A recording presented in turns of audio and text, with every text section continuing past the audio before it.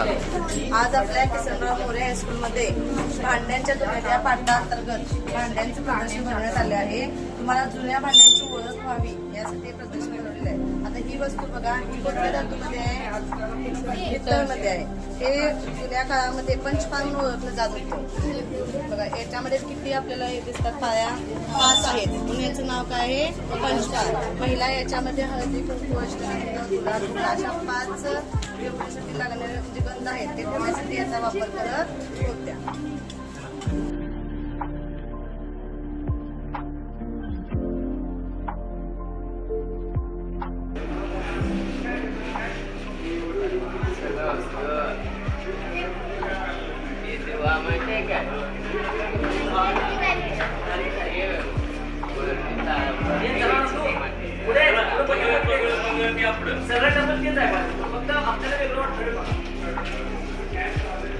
ठीक आहे, त्याला काय म्हणते?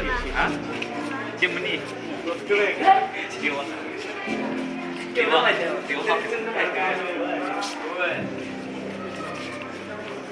मराठीला असल्यामुळे आले मराठीला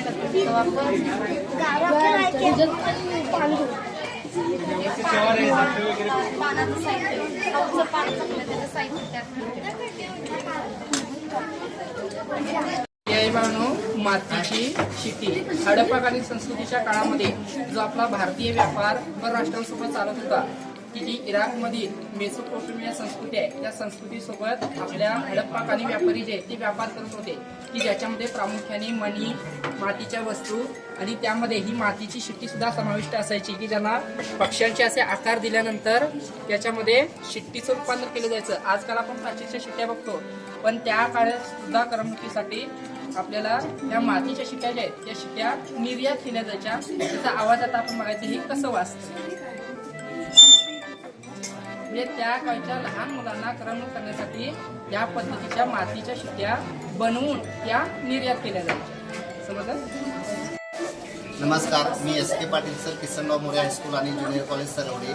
आज या ठिकाणी आमच्या शाळेमध्ये भांड्यांच्या जुन्या पाठांतर्गत या ठिकाणी विविध प्रकारची जुनी भांडी, त्याचबरोबर कोठडीमध्ये असणारी भांडी जी आहेत, कोठीच्या खोलीमध्ये असणारी भांडी यांचं या ठिकाणी प्रदर्शन आज भरवलेलं आहे। ते तुम्ही या ठिकाणी पाहताय। याच्यामध्ये विविध प्रकारची भांडी या ठिकाणी आलेली आहेत। याच्यामध्ये मातीची भांडी, लाकडी भांडी, त्याचबरोबर काचेची भांडी, पितळेची भांडी, तांब्याची भांडी अशी वेगवेगळ्या प्रकारची भांडी या ठिकाणी आलेली आहेत।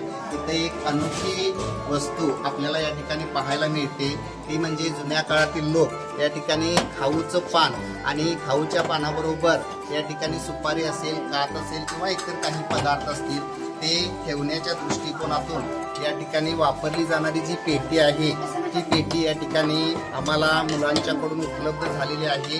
हा जुना ठेवा आहे। अशाच पद्धतीने आताच्या नवीन पिढीला यांची ओळख होणं या ठिकाणी गरजेचं आहे आणि म्हणून हे या ठिकाणी प्रदर्शन आम्ही ठरवलेलं आहे। धन्यवाद।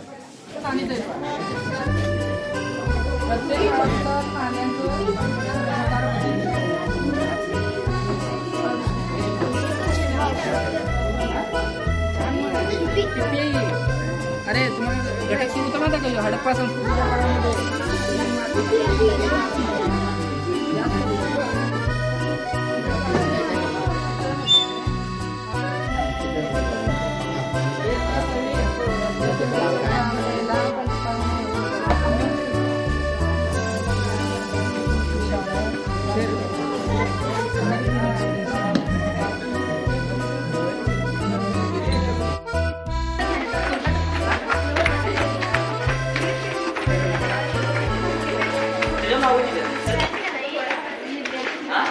वाचायचं असते कशाला काय म्हणजे ते कळायचं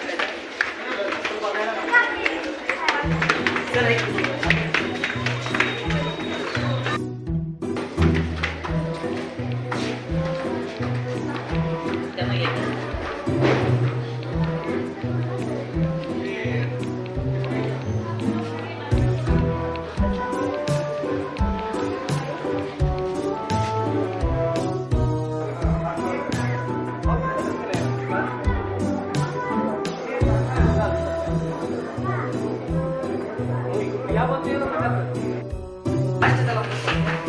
बरं